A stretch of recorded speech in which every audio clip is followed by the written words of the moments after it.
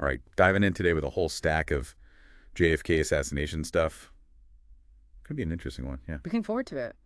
We're starting with this, it's like a magazine, Kennedy Assassination Chronicles from fall 1997. It's kind of like, before the internet was huge and everything was online, this is how people were sharing research and theories.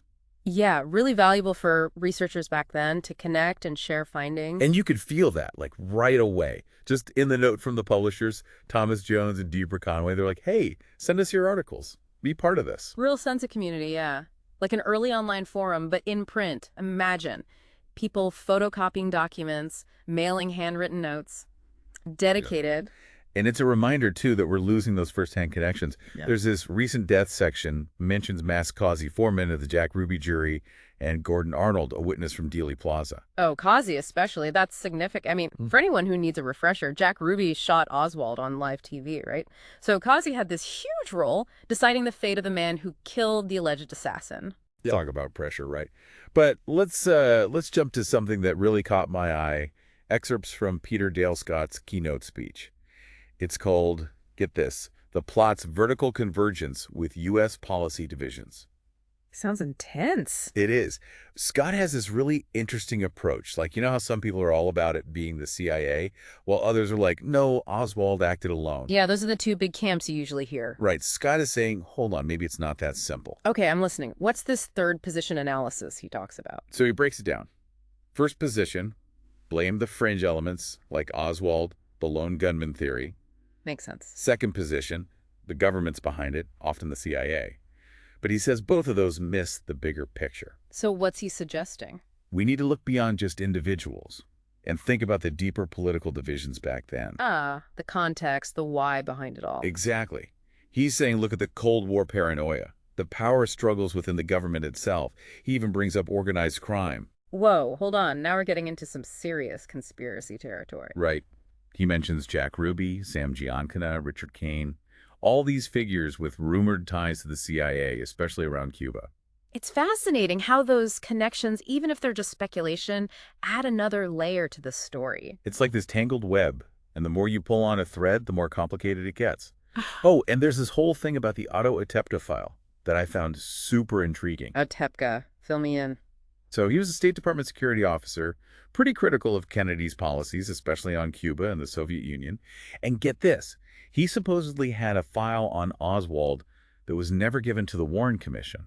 No way. The Warren Commission was the group that officially investigated the assassination, right? Yep, and that file is still classified. A secret file on Oswald. Talk about fuel for the conspiracy fire. Right. It makes you wonder, what could be in there that they're hiding? What if it completely changes what we think we know about Oswald? It's a classic example of how official secrecy just keeps those JFK questions alive. Like a missing piece of the puzzle. Speaking of puzzles, there's this article that really zooms in on one specific part of the assassination. The shooting of Officer J.D. Tippit. Right. Tippit after the murder by Bill Dratus. He gets into some serious detail reconstructing the timeline of events using primary sources. So what does he find? Does it support the idea that Oswald shot Tippit right after Kennedy? Well, that's where it gets interesting. Dratus' investigation, especially when he looks at those ambulance records, raises some serious doubts. Doubts about Oswald being the shooter? Yeah, he says the timeline is just too tight. You mean not enough time for Oswald to have shot Tippit and then ended up at the Texas Theater before the police got there? Exactly. That's pretty significant. It is, and it shows how even something like the timing of an ambulance can potentially unravel the whole story. It's all about those details, right? And Dratus doesn't necessarily say, here's who did it, but he really highlights the importance of looking at every piece of evidence, questioning everything.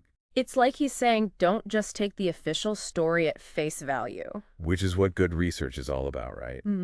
Now, this next article takes us inside the Secret Service. Oh, the agency responsible for protecting the president? Yep, Vincent Palomare's article, The Secret Service Interviews. He talked to a bunch of agents who were on duty that day in Dallas. Wow, must have been intense. Oh, yeah. He talks to Robert E. Lally, who was part of JFK's detail for years, Robert A. Stewart, who was in the Dallas office. Wait, Stewart, isn't he the one who claimed he pocketed a fragment of Kennedy's skull? Yeah, that's him. That's chilling and kind of hard to believe. Right. It's like this stark reminder of how real and raw that day was. I can't even imagine being that close to such a tragedy and then having that kind of souvenir. Yeah, heavy stuff. And you can imagine that these interviews must have been super sensitive. Oh, absolutely, with memories fading and loyalties potentially coming into play. So did Palomara get any straight answers about what really happened? Well, that's the thing about firsthand accounts, right? They can be fragmented, subjective, memories change over time, perspectives differ, and you have to wonder if loyalties might influence what people remember or are willing to say. It makes it even harder to separate fact from fiction. Like, some agents, like Lally, insist that removing the bubble top from the limo was totally routine. The bubble top, you mean the fact that the car wasn't fully enclosed? Yeah, it's a detail that comes up in a lot of conspiracy theories. So is Lally debunking that? He says it was often based on the weather, or even JFK wanting to be more visible to the crowds. Lally even says, I am the sole responsibility of that. Yes, I did. Like, he owns that decision. Wow, that's a heavy burden to carry, knowing that decision, even if it seemed routine at the time, ended up playing a role in what happened. It really humanizes those agents, right? They weren't just faceless security guards. They were real people who were deeply affected by what happened. Absolutely, and Palomara really gets into that emotional toll. The grief, the guilt, even decades later, like Floyd M. Boring, an agent who helped plan the trip, he tells Palomara, I should have known he was there, talking about the assassin. That sense of responsibility, the what-ifs, must be incredibly difficult to live with. It just shows that history isn't just about dates and events, it's about the people who lived through them. And their stories are just as important as the official reports and investigations. For sure. So this is just the tip of the iceberg with this Kennedy Assassination Chronicles issue. We've got secret files, questioned timelines, and even, metaphorically speaking, handled a piece of the president's skull. It's been quite a deep dive so far. And there's still so much more to uncover. Can't wait to see what else we find. Okay, so digging deeper into these Secret Service interviews, it's really fascinating to hear from the people who were right there with JFK. Yeah, Palomara talked to agents with all sorts of different roles and experiences. Like you mentioned Robert E. Lally, who was with JFK for years. What kind of insights did he give about the president himself? Lally painted this picture of JFK as being super calm under pressure. Never barked orders at the agents, more like trusted them to do their job. There's this one story where Lally remembers JFK saying something like, about riding in the open car. Whatever you guys want, it's the way it will be. Interesting. It kind of shows that things weren't, like, super tense or out of the ordinary that day. Which makes the whole thing even more shocking, right? This sudden eruption of violence into what seemed like a normal day. Were there any other interviews that stood out to you? Winston G. Lawson, who was one of the advance men for the White House detail, he really gets into the behind-the-scenes stuff, talking about how meticulously they planned every motorcade, the route, the speed, even factoring in the weather. It's easy to forget about all that, all the work that goes into something like that. Right, and those details become so important when you're trying to piece together what happened in Dallas. Like a forensic investigation, but for a presidential motorcade. Exact. Speaking of details, what did these agents have to say about that whole bubble top controversy? Yes, the fact that the limo wasn't fully enclosed. Right. So many conspiracy theories hinge on that. Well, according to Lally, it wasn't actually that unusual to have the bubble top off. Sometimes it was weather-related. Other times it was JFK wanting to be more visible to the crowds. So more of a routine decision than some calculated risk. That's what Lally insists. This is his call as part of the detail, right? He takes full responsibility, actually. Palomara quotes him saying, I am the sole responsibility of that. Yes, I did.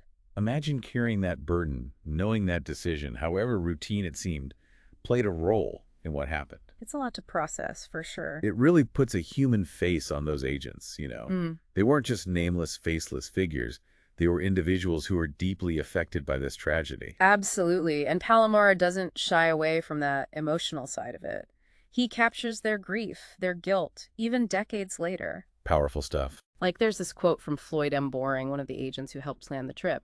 He tells Palomara, I should have known he was there, talking about the assassin. That sense of what if, the weight of responsibility, it must be incredibly heavy. It highlights how history is more than just dates and events. It's about the human impact, the personal stories of those who lived through it. For sure. Speaking of trying to understand what happened, we can't forget Bill Dredis' article, Tippit After the Murder.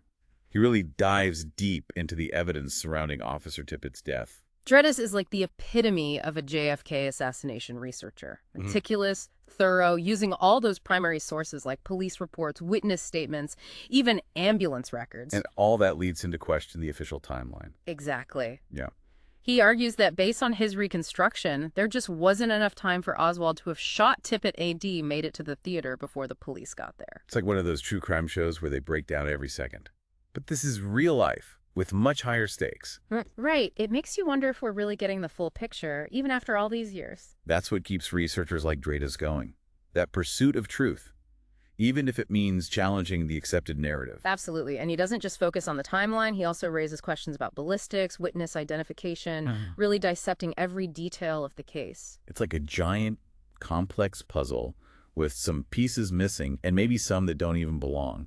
And that's what keeps people fascinated by this case, I think. This whole issue of Kennedy Assassination Chronicles, it's like a snapshot of the research landscape back in the late 90s, back when the internet was just starting out and researchers were relying on these print publications to connect and share their findings. It was a different world. It was, but the passion for uncovering the truth was just as strong. And it's contagious. Even now, listening to all this, I'm feeling drawn into the mystery. It's hard not to be. The JFK assassination is one of those events that just continues to resonate, to spark debate, to inspire new theories. So what else can we uncover from this time capsule of research? Well, remember Peter Dale Scott and his three-position analysis? Oh, yeah. The first position, the second position, and then that third position that challenges us to think differently. Exactly.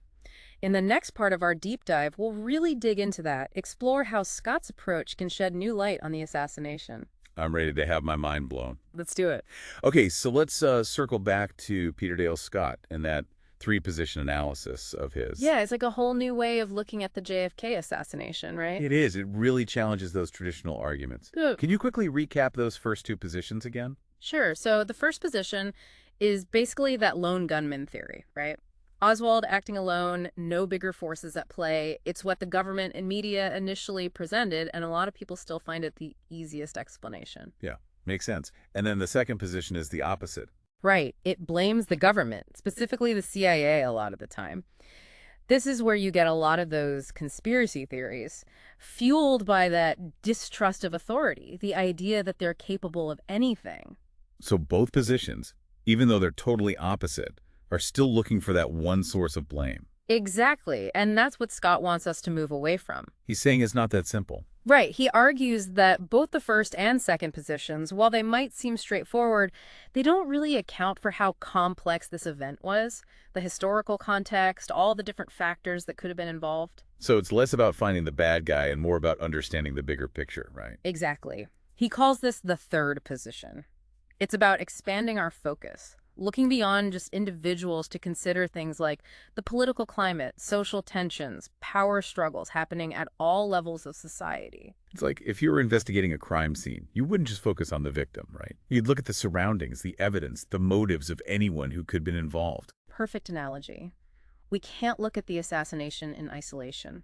We need to understand that world that JFK lived in, the forces that might have been working against him. Exactly. And Scott even uses this term vertical convergence, meaning interests and ideologies from different levels of society, from the streets all the way up to the highest levels of government, might have somehow aligned and created the conditions for the assassination to happen. It's like a perfect storm, almost. More nuanced than just saying, Oswald did it or the CIA did it. Exactly. And Scott isn't trying to give us all the answers or point the finger at any specific group. He's just encouraging us to think critically, to consider that multiple forces might have been at play, each with their own agenda. And that their actions, whether they meant to or not, could have ultimately led to the assassination. Exactly. It really challenges our assumption, reminds us that history isn't always black and white. It's full of gray areas, different perspectives, competing narratives. And that's what keeps it so interesting. This whole deep dive into